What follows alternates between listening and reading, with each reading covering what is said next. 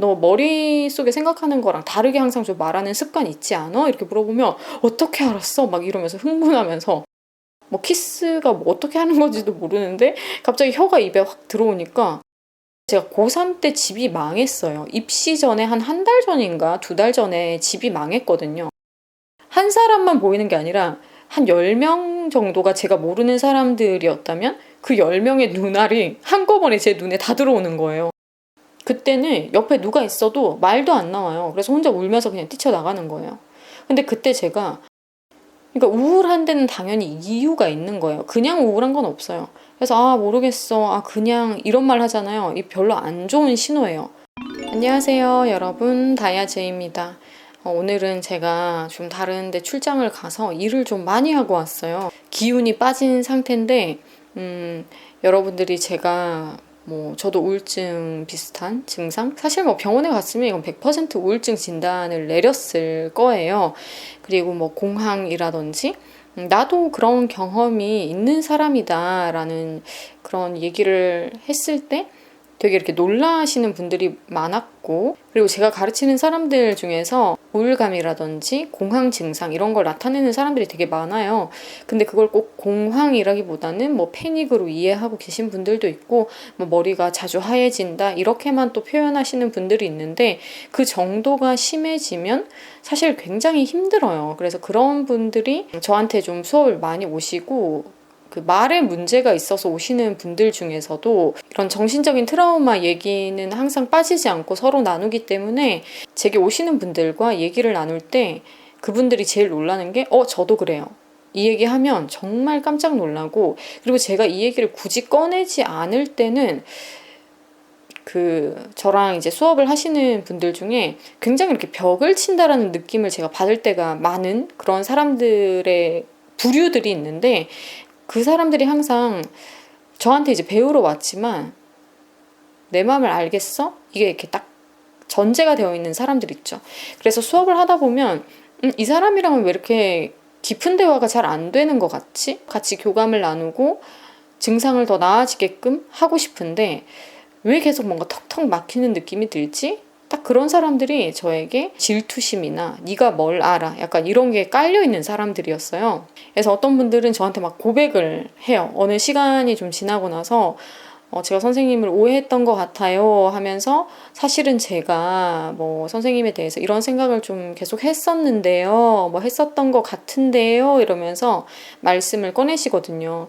선생님이 저를 이해를 못할 것 같고, 선생님은 항상 목소리도 잘 나오고 목소리도 좋고 노래도 하시는 분이고 이런 얘기를 하시는데, 근데 저도 그랬는데요 라고 얘기를 하고, 저도 가끔 그래요 라고 얘기를 하면 정말 깜짝 놀라시거든요. 그 얘기를 오늘 한번 따로 제가 스크립트를 쓴 건 아니고요. 자연스럽게 얘기가 나오는 대로 한번 해보고 싶어서 이 영상을 지금 이렇게 찍고 있어요. 저는 제가 어렸을 때부터 그런 증상이 있다라는 거를 은연중에는 알고 있었는데, 그거를 이렇게 의식 가운데 딱 잡아서 생각해 본 적은 딱히 없어요. 그냥 내가 좀 이상하다? 이 느낌이 이상하다? 이런 정도로 어렸을 때 생각을 많이 했었던 게, 제가 어렸을 때는 공황, 장애, 공황 이런 말 자체가 아예 없었어요.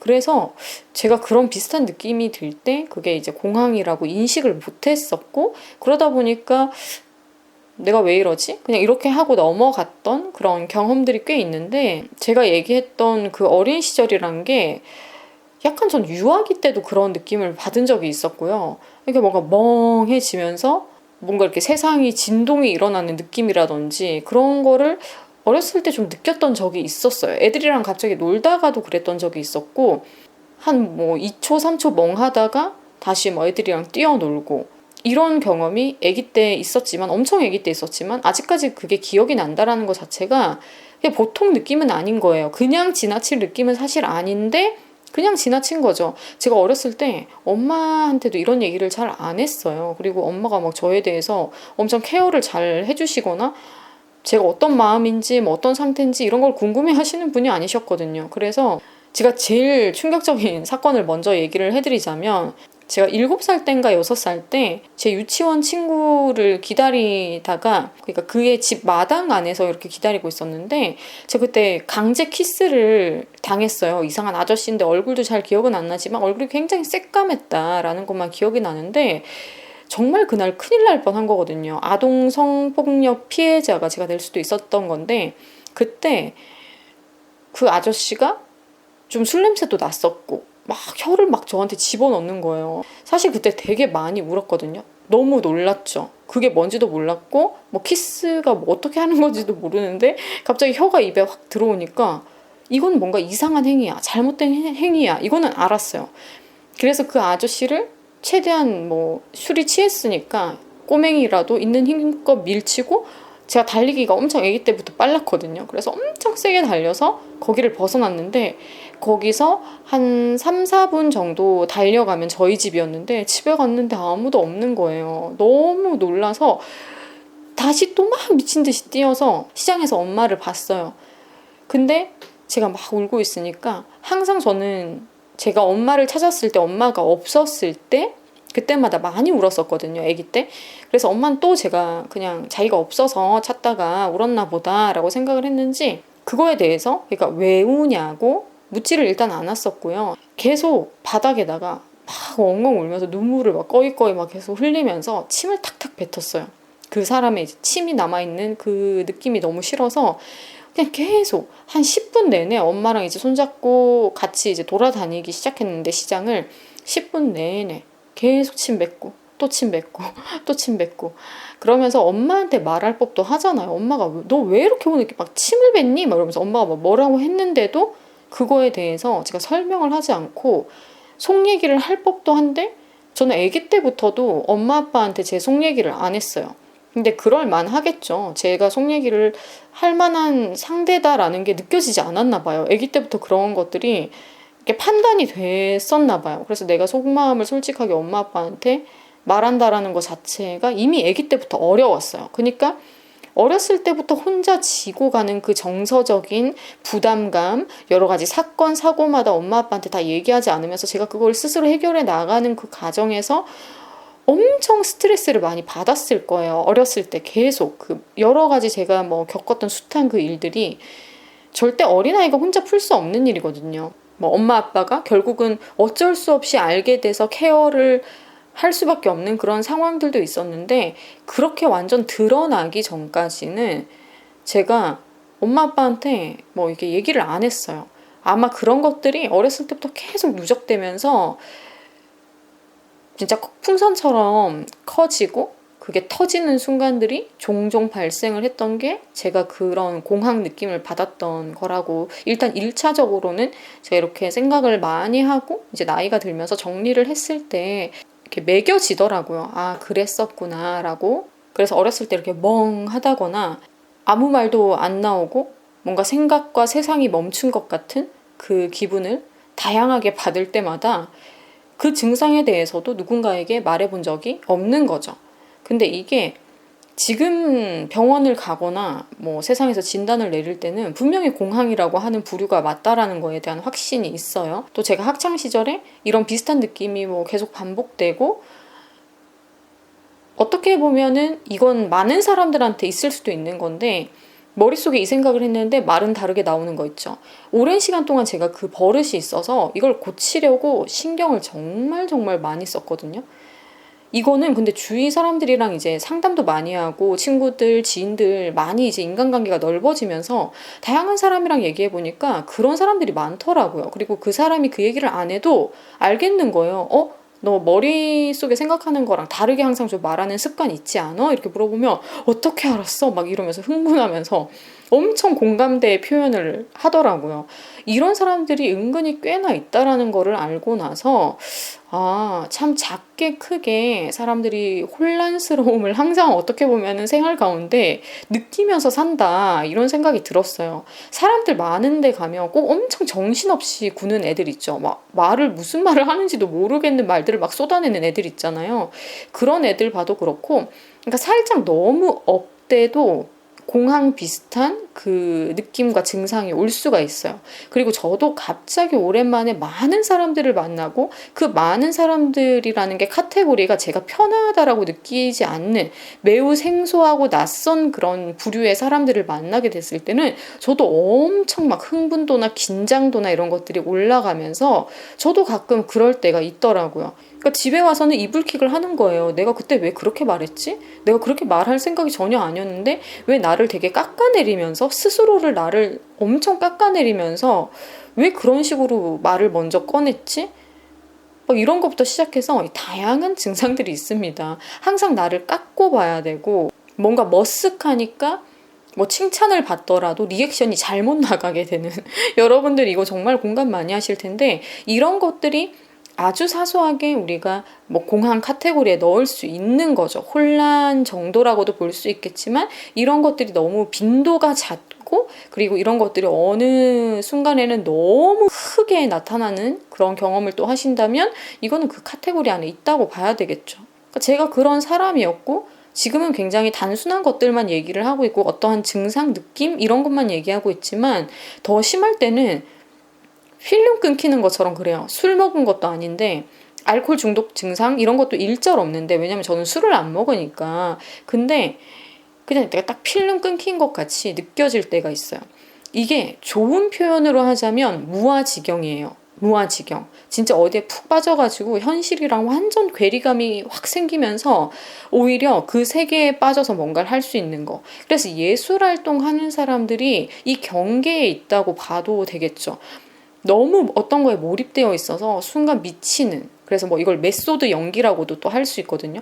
그래서 연기 컷 했는데도 연기에서 못 빠져나오고 계속 울고 있는 그런 배우들도 있어요. 그래서 막 뺨을 때리고 흔들어서 정신을 차리게 해야지 그 연기에서 빠져나오는 사람들이 있거든요. 좋은 결과물을 내기 위해서 무아지경으로 몰입해서 빠져들다 보니까 내 정신이 없어지고 이게 현실인가 뭔가가 이렇게 구분이 안 되는 상태가 아니라 그냥 너무 긴장하고 너무 흥분하다 보니까 오히려 결과값이 좋아지는 게 아니라 그것 때문에 사람이 뻥지고 멍해지고 자기도 모르게 공포감을 느끼고 그러면서 호흡이 가빠지고 숨을 못 쉬겠고 이런 것들 이게 다 어떻게 보면은 극도의 긴장감 내가 감당할 수 없는 긴장과 흥분 상태로 변하면서 이제 호르몬 작용까지 같이 일어나면서 정말 육체적으로 숨도 가빠지고 숨도 못 쉬겠고 이런 건데 제가 이걸 되게 크게 경험한 거는 제가 입시 볼 때 필름이 다 끊겼거든요.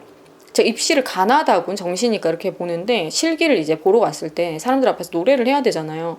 근데 제가 고3 때 집이 망했어요. 입시 전에 한 달 전인가 2달 전에 집이 망했거든요. 사기를 아빠가 당해가지고 나는 뭐 대학교 붙어도 못 가겠네 이런 생각부터 시작해서 당장 반주비며 레슨비며 뭐 어떻게 내야 되지? 그냥 갑자기 그거에 제가 이렇게 확 눌려버리면서 한두 달 정도 연습도 제대로 안 되고 막 그렇게 완전히 정신 상태가 얼이 빠지면서 어떻게든 아무튼 입시를 질질 끌고 가서 3군데 시험을 봤는데 가군 나군 칠 때 필름이 끊겼어요. 저 노래 부르는 순간에 거의 막 우주복 입은 상태 있죠. 무중력 상태로 들어가서 아무 소리도 안 들리는 거예요. 막 입모양 하고 막 눈 막 꿈뻑꿈뻑 하면서 막 이렇게 노래하고 있는데 이 모션이 움직이는 건 느끼겠는데 제 소리가 귀에 하나도 안 들리는 거예요. 무슨 음을 내고 있는지도 모르겠는 거 있죠. 그래서 가나고는 그런 식으로 제가 노래를 불렀던 기억이 있어요. 그래서 다곤 같은 경우는 이제 마지막이니까 뭔가 좀 이렇게 다 내려놓게 되더라고요. 그래서 다곤 같은 경우는 맨정신에 불렀고 가나고는 정말 맨정신이 아니라 물에 들어가도 우리가 우막 이렇게 들리잖아요. 그거랑 좀 비슷하긴 한데 제가 봤을 때는 더 무중력 상태와 가깝다라고 표현할 수 있을 것 같아요. 우주복을 입고서 아무 소리도 안 들리는 것 같은 그 느낌. 그리고 약간은 섞이죠. 그 물에서 바깥에서 얘기하는 거 난 물 안에 있고 그런 증상들이 또 입시 때도 나타났었고 그리고 가끔씩 제가 리허설을 하는데 사람들이 이렇게 쫙 저를 보고 있는데 낯선 사람들이 꽤 앉아있을 때가 있어요. 리허설 할 때 이제 뭐 다른 뭐 단체에서도 좀 와서 보고 뭐 이럴 때가 있는데 갑자기 뭐 저 사람들이 왜 날 보고 있지? 뭐 이런 생각을 노래하다가 하게 되면서 그때도 정신이 한번 팍 이렇게 나갔던, 제가 그 노래를 많이 불렀어요. 참 숱하게 불렀는데도 갑자기 그 순간에 그 사람들의 눈들이 제 눈에 완전 다 담기는 거 있죠. 한 사람만 보이는 게 아니라 한 10명 정도가 제가 모르는 사람들이었다면 그 10명의 눈알이 한꺼번에 제 눈에 다 들어오는 거예요. 그러면서 갑자기 그때도 딱 필름 끊기듯이 뭔가 정지. 근데 그때는 음도 엄청 나가가지고 저한테 지휘자가 다시 들어가서 연습하고 오라고, 너 오늘 왜 이래? 이러면서 깜짝 놀라서 다시 연습하고 나와서 다시 이제 리허설을 했던 경험이 있거든요. 이 정도로 저는 되게 심각했어요. 심각하죠. 굉장히 심각하고 이 증상이 아직까지 없어진 게 아니거든요. 그러니까 연습을, 예를 들어서 남들은 한 이제 120%를 연습을 했어요. 충분히 한 거죠. 100%를 넘겼으니까. 그러면 아무리 떨어도 무대에서 한 80%에서 90%를 해요. 근데 저는 120%를 똑같이 걔랑 했어요. 그러면 저는 무대에서 10%밖에 못 보여주는 사람이거든요. 그러니까 한마디로 저는 한 연습이 300%, 500%가 돼야지 긴장도를 이길 수 있는 사람이에요. 그러니까 제가 그렇게 안 거죠. 그러니까 왜 나는 이렇게 긴장도가 높을까? 나는 왜 이렇게 항상 막 마음에서 지진이 난 것처럼 난 왜 이럴까? 어떨 때는 충분한 연습을 했기 때문에 잘하는 때도 있지만, 충분한 연습을 했을 때도 내가 너무 낯설다고 느끼거나 내가 그 공간이 너무 마음에 안 들거나 뭐 이런 거에 의해서 너무 많은 환경적인 것들이 의식되고 사람들이 의식되면서, 저는 환경을 너무 잘 타는 사람이기 때문에 이거를 일단 인정을 했어요. 인정을 하고 나는 진짜 환경에 약한 사람이야. 그래서 저는 저를 바꾸고 싶을 때마다 환경을 되게 많이 조성을 하는 편이었어요. 그러면서 제가 잘못된 버릇이나 습관이나 이런 것들을 교정을 많이 하는 삶을 꾸준히 살아왔거든요. 그러니까 자괴감도 되게 많이 들어요. 이런 성격들이 자기를 되게 좋아할 수가 없어요. 되게 미련해 보이고, 도대체 너는 왜 이러니? 이러면서 나에게 계속 질책을 하게 되거든요. 그래서 매일매일 어쩔 수 없이 뭐 그때마다는 일기를 정말 많이 썼었고, 일기를 안 쓰면 그냥 마음으로 계속 괴로워하게 되니까 그냥 사람들이 쓰는 일기가 아니라 내 오늘 감정 상태와 뭐 심리 상태 이런 것들을 꼬박꼬박 기록하기 시작하는 이런 일기를 오랫동안 쓰게 되는 거죠. 그리고 또 다른 상황에서의 경험을 얘기를 하자면, 그러니까 남자친구를 만나면 되게 편해져야 되잖아요. 근데 한동안 이렇게 남자친구라는 그 대상들한테도 이렇게 편안해지지가 않는 거예요. 그러니까 연애하는 내내 무슨 생각으로 연애를 했는지도 모르겠는 그 정도로 상대방이 내 애인이면 제일 어떻게 보면 나랑 소통이 잘 되고 편안해야 되는 관계잖아요. 근데 상대방은 전혀 그걸 눈치채지 못하는 정도로 그냥 제가 그런 사람이겠거니 조금은 뭐 좀 차분해 보이거나 이렇게 보이겠지만, 알고 보면 약간 그 사람이랑 있는데도 이게 좀 집중이 잘 안 되고 약간 멍하고 불편하고 뭔가 항상 좀 이렇게 긴장되어 있으니까 그 관계에서도 어느 정도 긴장을 하다 보니까 그런 데서도 이렇게 마음이 확 놓이지 않아서 남자친구랑 있을 때의 그런 기분이라든지 무드 같은 것들이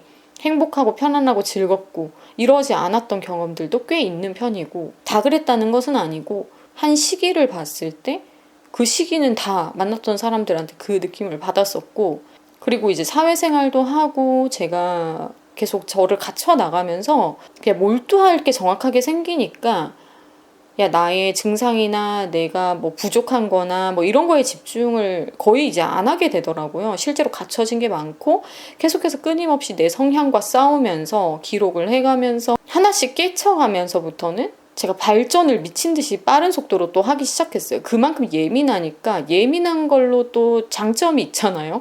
그래서 그 예민함을 또 장점으로 쓰면서 엄청난 자기 개발을 이루게 됐는데, 또 그 과정 가운데는 많이 괜찮아지고, 근데 그러다가 또 엄청난 스트레스 받는 일이 또 터지면은 또 그래요. 이건 정말 그 신체적으로 이렇게 나오는 증상인데 거실이 꽤 큰데 거기 있는데 사면이 막 이렇게 저를 향해서 가까이 오는 것 같이 느껴져서 진짜 숨이 안 쉬어져서 울면서 바깥으로 뛰쳐나갔거든요. 그런 경험도 있어요. 그때는 옆에 누가 있어도 말도 안 나와요. 그래서 혼자 울면서 그냥 뛰쳐나가는 거예요. 근데 그때 제가 엄청나게 힘든 일이 있었을 때였거든요.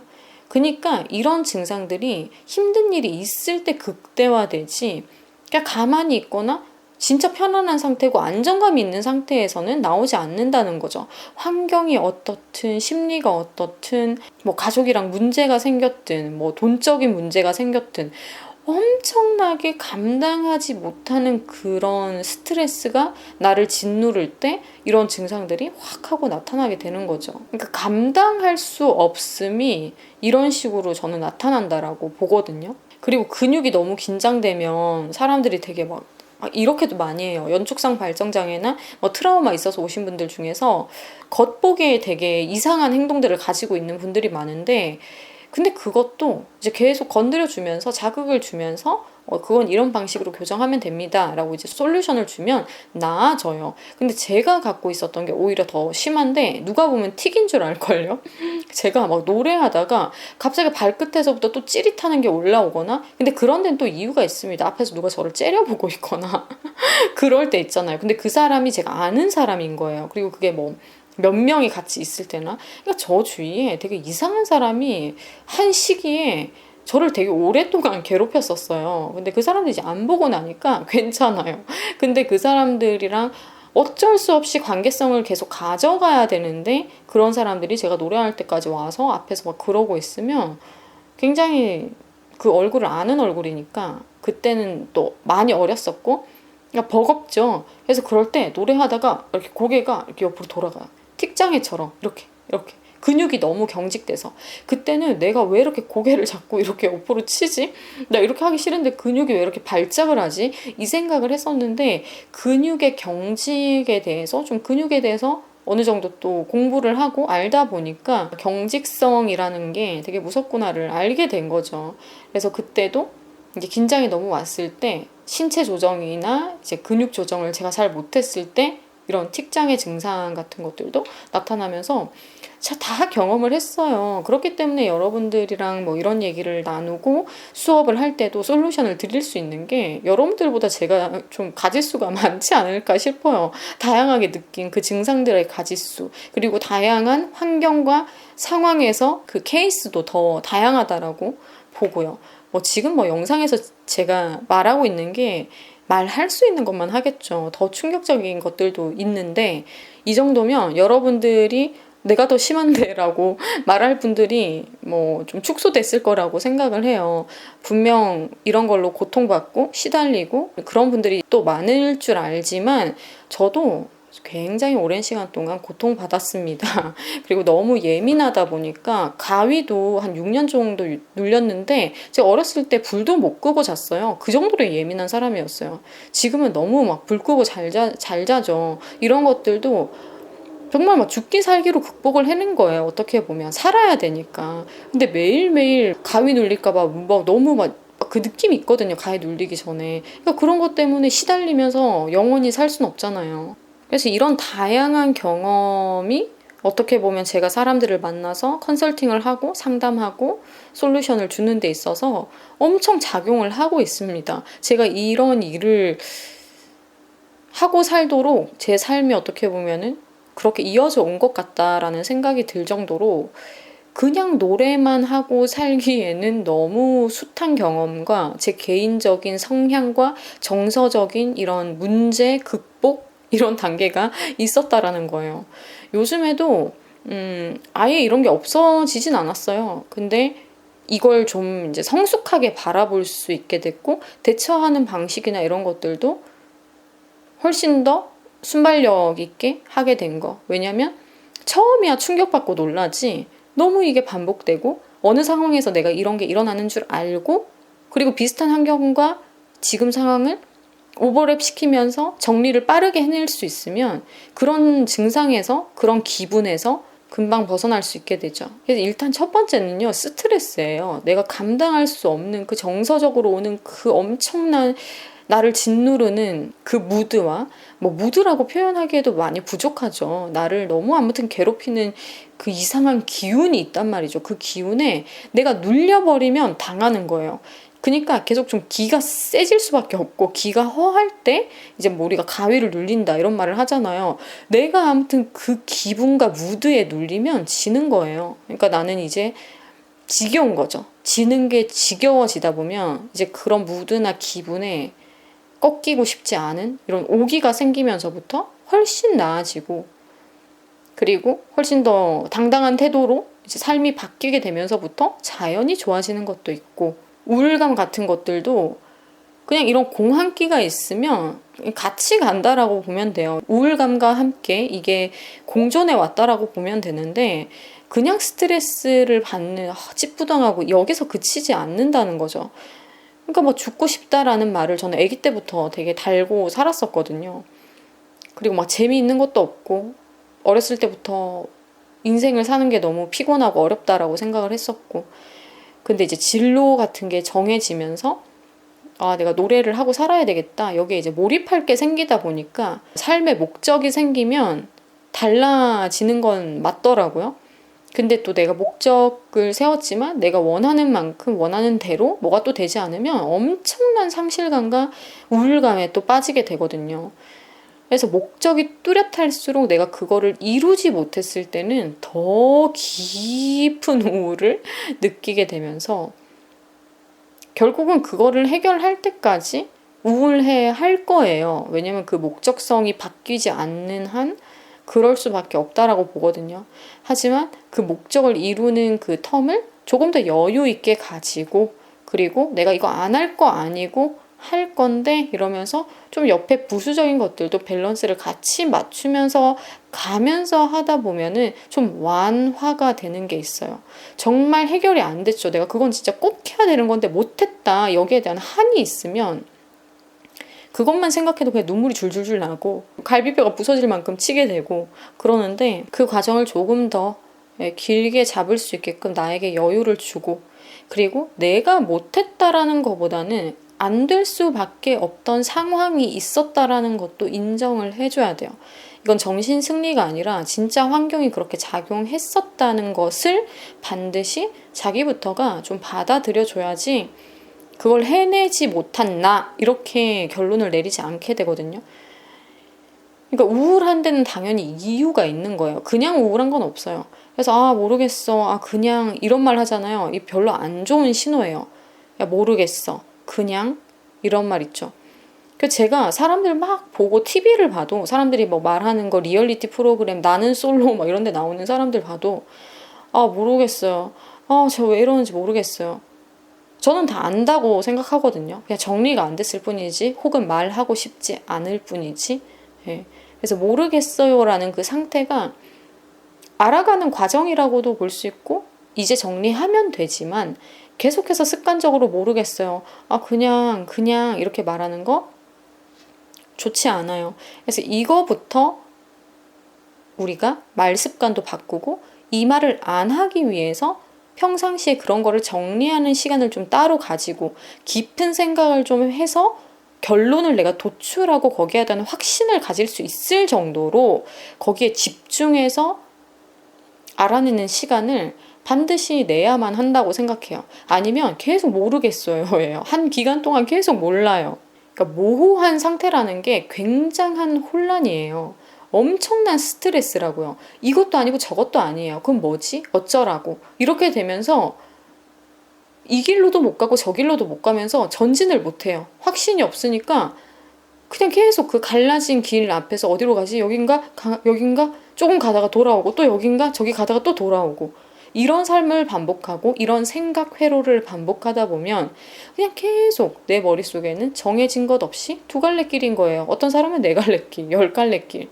계속 이렇게 혼란스러운 단계에 있다 보면 모르겠다라는 말을 달고 살게 될 수밖에 없고, 주위 사람도 그런 사람 옆에 있으면 힘들어요. 확실하게 뭔가를 말할 수 없는 사람과 관계를 이어나간다라는 것 자체가 굉장히 위험한 일이에요. 사람들은 안전하다라고 생각하는 사람과 관계를 이어나가고 싶어 해요, 본능적으로. 그렇기 때문에 한번 재미로 만나볼 수는 있겠지만 꾸준히 그 사람과 관계를 이어나가고 결혼까지 하고 진짜 찐친이 되려고 하고, 이러다 보면 그 사람이 명확하게 자기 의사를 말해주고 정리해서 얘기해주길 바란다라는 거예요.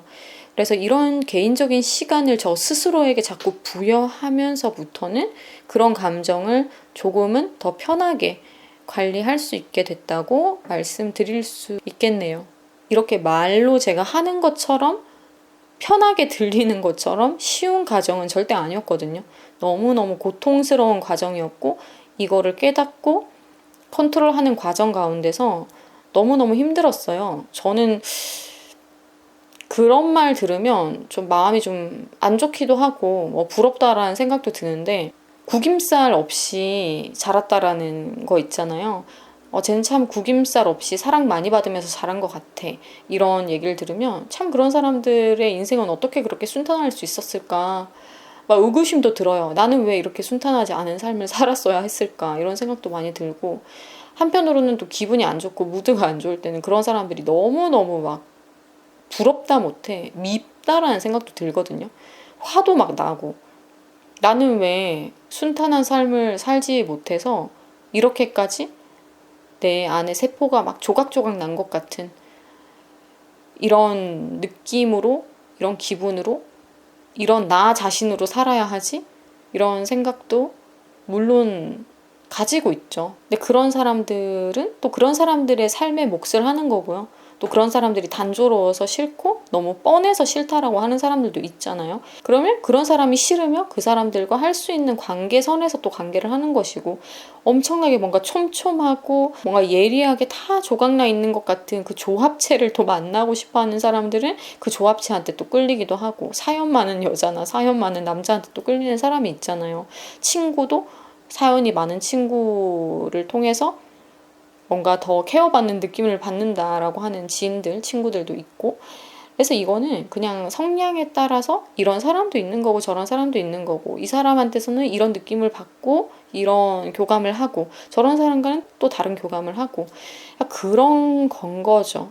다 자기가 태어난 그 삶의 몫을 하면서 사는 과정이고, 나는 거기서 좀 많이 힘들었을 뿐이고, 그 힘듦을 통해서 뭐 또 얻은 것도 있으니까 이렇게 생각을 하면서 가야지, 계속 그냥 우울하고 괴롭고 이것만 생각하면서 가기에는 죽을 거 아니니까. 그러니까 죽을 거면 진짜 그렇게 생각을 하고 그냥 죽으면 끝이지만, 내가 죽는 것도 화가 나는 거죠. 내가 죽는 것까지 안 아프게 죽는 것을 막 고민해야 될 정도? 뭐 이 정도로 생각을 해본 적이 꽤나 있었으니까.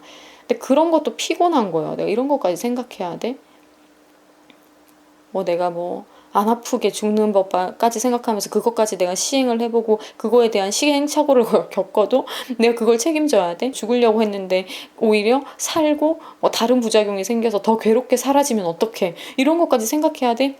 피곤한 거예요. 죽을 거 아니니까 그냥 살자. 그러니까 살려고 하니까 정리 좀 하자. 이렇게 되는 거죠. 그러니까 어른이 된다라는 게, 진짜 어른다운 어른이 된다라는 게 이 과정을 계속 밟아나가는 것이 아닌가, 그런 생각이 들고, 간단하게 말한다라고 한 것이 이 정도니까요. 여러분들을 이해하기에는 저는 충분하다라고 생각합니다. 말하고 이런 데 있어서도 저는 컴플렉스가 굉장히 많은 사람이었어요. 제가 말을 잘하고 선생님은 음성적인 것에 문제가 없으니까 말이 안 나오는 저를 어떻게 이해해요? 노래할 때마다 항상 이렇게 막 힘든 저를 어떻게 이해해요? 라고 하는데, 저도 그 과정을 다 밟아왔고 저를 계속 실험하면서, 인간 실험을 하면서 지금까지 온 것이기 때문에 여러분들을 케어하는 데는 전혀 문제가 없고, 그리고 실제로 저랑 이제 수업을 하다 보면 굉장히 놀라요. 다양한 주제에 대해서 말을 하는데 제가 그거에 대해서 얘기를 다 하죠. 선생님 이런 거에 대해서도 선생님과 대화가 통할 줄 몰랐어요. 라는 부분, 뭐 자위 중독, 섹스 중독, 그리고 또 뭐가 있을까요? 뭐 페미니스트, 뭐 다양한 문제에 대해서 뭐 경제적인 거, 그리고 자아실현, 너무 많은 그런 것들, 자아실현 중에서도 저랑 완전 동떨어져 있는 그런 주제라고 생각하시는 것에 대해서도 이렇게 얘기를 넌지시 던져보시는 분들이 있거든요. 근데 그런 거에 대해서도 그냥 막힘없이 얘기를 하니까 놀라죠. 예, 그 정도로 저는 좀 다양한 주제에 대해서 얘기할 수 있는 사람이고, 제가 그만큼의 경험치가 여러분들이 모르는 인생을 사는 기간 동안 있었던 사람이에요. 그래서 어렸을 때부터도 뭐 애늙은이 같다라는 얘기를 듣긴 들었는데, 그때랑은 지금이 또 많이 달라요. 많이 달라요. 제가 유튜브에서 뭐 예전부터도 좀 철학적인 얘기라든지 뭐 좀 사람의 심리에 대해서 얘기를 많이 했지만, 지금 그때랑은 완전히 다른 그냥 차원에 있다라고 보거든요.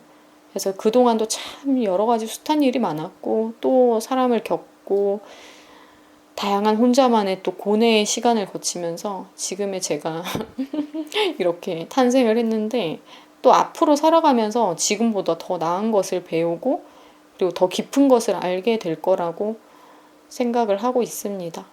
그래서 오늘 얘기를 했던 게 뭐 조근조근 얘기를 했지만, 분명히 여러분들이 나도 이런데 라는 것도 있을 거고, 나보다 더 심하네 이런 것도 있었을 거고, 제가 하지 않았던 더 깊은 얘기는 뭐가 있을까 궁금해 하시기도 하실 텐데, 제가 아무튼 얘기할 수 있는 것은 생각보다 그런 사람이 많아요. 그리고 여러분들과 저는 또 이 공감대가 있기 때문에 다양한 것에 대해서 앞으로도 얘기를 할 것이고, 그리고 수업 때도 여러분들과 당연히 이런 얘기는 저랑 부담 없이 내 마음 모를 거야 이런 마음 없이 저를 만나도 되지 않겠어요, 그렇죠? 그래서 오늘은 이런 얘기를 한번 정리해서 하고 싶다라는 생각을 했어요. 말하면서 그냥 그 있었던 얘기들을 꺼내봤는데, 공감하시는 분들 충분히 있을 거예요. 저는 가족이랑 있었을 때도 편하다라는 느낌 한 번도 받아본 적 없고요. 그리고 뭐 남자친구, 제가 얘기했던 한 기간 동안 남자친구랑 있을 때도 편하다라는 느낌 받은 적이 없어요. 누구랑 이렇게 밥 먹는 것도 되게 불편해하고, 모르는 사람이랑 이렇게 밥 먹는 것도 엄청 불편해하거든요. 입이 잘 안 열려요. 이게 다 근육 문제거든요. 너무 경직되니까 밥 먹는데 숟가락이 안 들어가. 그래서 저 무조건 안 친한 사람이랑 밥 먹으면 무조건 젓가락으로 먹거든요. 그리고 소량, 그러니까 뭔가 깨작깨작 먹게 보일 수도 있는데, 그건 이제 제가 그 사람이 아직까지는 좀 불편하다라는 신호겠고, 근데 그때 또 내가 너무 편해하는 상대가 한 명 끼어 있으면 또 괜찮아요. 이런 실험을 계속 해보는 거죠. 얘랑 같이 있으니까 모르는 사람이랑 같이 있을 때도 좀 편안하네? 이런 거 있죠. 그래서 내가 좀 더 편안할 수 있는 환경을 구축하고, 이런 것 때문에 당장이라도 편안해지는 거면 내가 머릿속으로라도 시뮬레이션을 해가지고 이 사람을 당장이라도 편하게 느낄 수 있게끔 할 수 있겠다. 그리고 어떤 사람은 처음에 만났는데도 그 사람 앞에서 밥이 잘 먹혀요. 이런 것도 보니까 내가 나를 너무 단정 지을 필요는 없겠다. 나는 항상 그래. 난 이럴 때 항상 불편해. 이것도 문제인 거죠.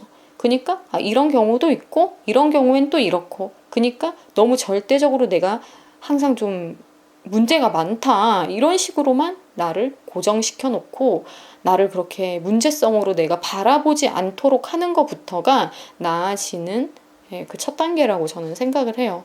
그러니까 여러분들도 너무 여러분들을 고정적으로 생각하지 마시고, 좀 더 유연한 사고를 가질 수 있게끔 하는 게 좋다고 봅니다.